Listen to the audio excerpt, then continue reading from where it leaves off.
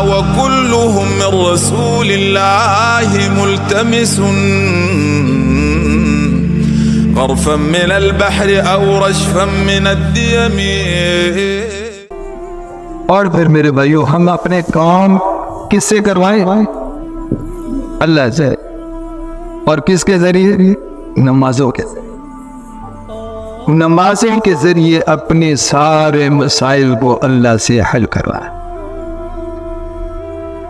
सहाबा रज़ी अल्लाह ताला अन्हुम मजमाईन की नमाजें कितनी जानदार थी। और मक्के चौथे के तस्मे से लेकर मुर्दों को जिंदा करवाने तक सारे काम अल्लाह की ज़ात आली से नमाजों के जरिए करवा, दुआओं और नमाजों के जरिए। तो नमाजें मेरे भाइयों सीखना।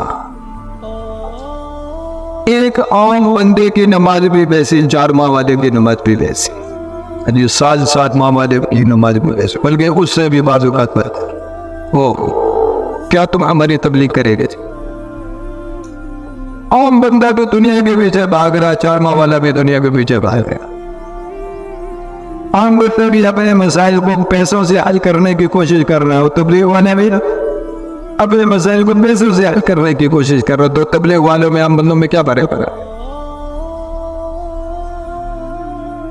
4 महीने में हमने क्या सीखा है? हमारे बुजुर्ग मियां नूर साहब रहमतुल्लाह अलैह रायमंशूरा में थे, तो वो हर मीर को वहां जाते थे, तामीर की जमात थी उनकी।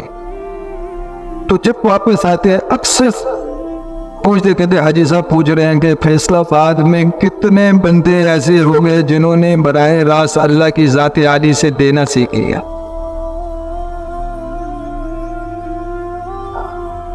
कभी हम भी देखे जुनूद में कितने बंदे ऐसे हो गए जिन्होंने बराए रास्त अल्लाह की ज़ात आली से लेना सीख। और एक मौका पर आइज़ा फरमा कि हम पूरी उम्मत के लिए अल्लाह की ज़ात आली से बराए रास्त लेने का दरवाज़ा खुलवाना चाहते हैं। तो भाई नमाज बच जाए। मौलाना नज़रुर रहमान साहब दामन बरकातुहू इतने बुढ़ापे के अंदर अजी चला नहीं जाता, व्हील चेयर पे लेकर आते हैं या 2 बंदे पकड़कर उनको ब्लैकर उठाते हैं, नवाज़ में भी खड़े होके पढ़ते हैं। और जोहर भी आजान होने के बाद फौरन बाद वो सुन्नतों की नियत बांध देते हैं। और उनकी सुन्नतें कब खत्म होती है? जब नमाज खड़े होने वाली होती है। इतनी लंबी रिकात। सहाबा रज़ी अल्लाह ताला अन्हुम अजमईन, आज क़याम की रात है, सारी रात की आप बेवदार। उस्मान रज़ी अल्लाह ताला अन्हु आए मस्जिद में, हाजी जो रकात नमाज की नियत बांधी, अल्लाहु अकबर, नमाज पढ़ना शुरू की, अलिफ लाम मीम से शुरू किया, वन्नास पर पे न रुको, पूरा कुरान पाक एक रकात के अंदर पढ़ गया। अब्दुल्लाह बिन ज़ुबैर रज़ी अल्लाह ताला पर मैं कि ये ऐसे नमाज पढ़ते थे कि जैसे लकड़ी काट दी गई। इतना साकत इनका क़याम होता था कि जैसे लकड़ी नहीं हिलती, ये भी नहीं हिलते। और मैं इनके सर पे या इनके पेट पर जब रुकू या सजदा करते तो परिंदे आकर बैठ जाते कि वो मिट्टी की ढेरी बड़ी। शेख ने लिखा है कि इन्होंने नमाज सीखी अपने नाना हजरत अबू बकर सिद्दीक़ रज़ी अल्लाह ताला अन्हु से, और उन्होंने नमाज सीखी हजरत मोहम्मद सल्लल्लाहु अलैहि वसल्लम से।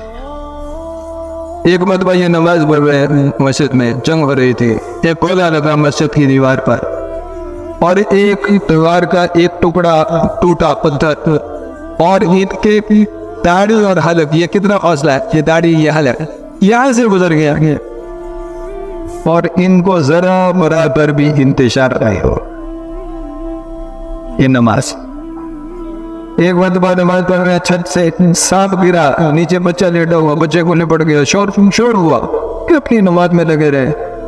नमाज खत्म की तो इंडिया से पूछा कोई शोर की सी आवाज आई? अल्लाह के बंदे, अल्लाह तेरे हाल पे रहम करे, बच्चे की तो जान गई थी और तुझे पता है, का तेरा नाश हो। अगर नमाज में उधर तवज्जो करता फिर नमाज कहाँ बाकी रहती? तो मेरे भैया नमाज नमाज बच जाए।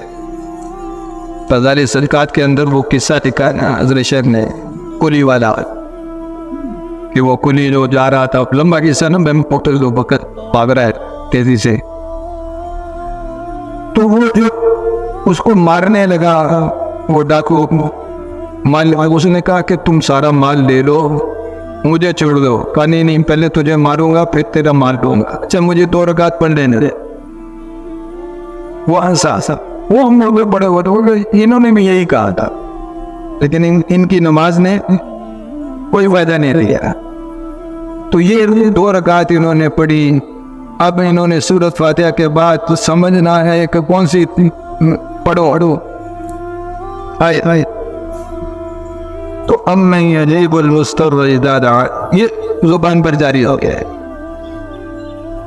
तो इतने में हवा से एक जो है वो सवार नमूदार हुआ जिसने उसको हलाक कर दिया। वहां से आग के शोले उठे, ये भागे पीछे थी, वो जाने लगा बता तो वो कौन हो? कहा मैं इस आयत का गुलाम।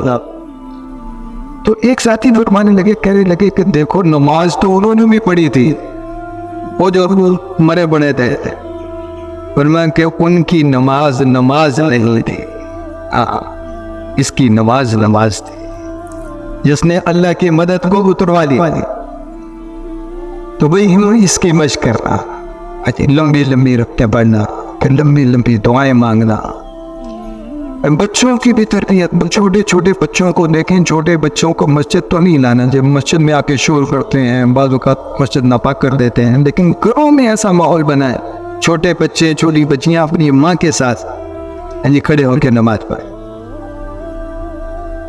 मेरी छोटी सी नवाजी है, तो वो आमतौर पर मेरी अहलिया सुबह में नमाज पढ़ के आता हूँ तो वो खड़ी होती मुसल्ले पे और ऊंची आवाज़ से वो नमाज पढ़े।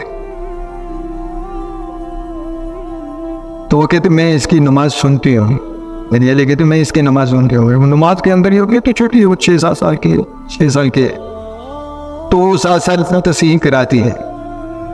तो हम भी अपने बच्चों की वही तरबियत करें, अल्लाह से मांगना सिखाएं जी, नमाजें ठीक हो। फिर अपने हमारे अपने मेरे भाइयों, हमारे अपने ज़ाती इंफरादी अमाल भी उनके अंदर भी कमी ना आए। हमारी तस्बीहात हैं, तिलावत है, दुआएं हैं, क्यों जी ये सिर्फ बताने के लिए लोगों को क्या कह रहे हैं या अपने करने के लिए भाई जो करेगा जिक्र जो करेगा उसको फायदा होगा या जो दूसरों को बताएगा अजी उसका फायदा होगा, जो करेगा उसका फायदा होगा। अब बताने वालों का फायदा ये जरूर होगा जो बताएगा लोगों को, कि उनके करने के फायदा तो होगा इसको भी, लेकिन इसको अपने जिक्र का ज्यादा फायदा। तो वही 3 तस्बीहात तो कम अज कम है। भाई साहब रहमतुल्लाह अलैह फरमाया करते थे मैं ये 3 तस्बीहात कम अज कम है, इसको आगे भी बढ़ा सकते, ज़्यादा भी कर सकते। फिर सुबह शाम की मसनून दुआएं, जितनी मसनून दुआएं उनको सीखना, उनको अमल में लाया। मेरे बच्चे उसकी शादी हुई तो वो वापस घर आए नमक, तो सुबह को कहने लगे बजी मेरे रात और मुझे नींद नहीं आए। तो मैंने कहा बेटा वो आपने फिर नींद वो चाट होने की दुआ नहीं पड़ी, फोन सुना दिया काजी पड़ी तो अमल में आज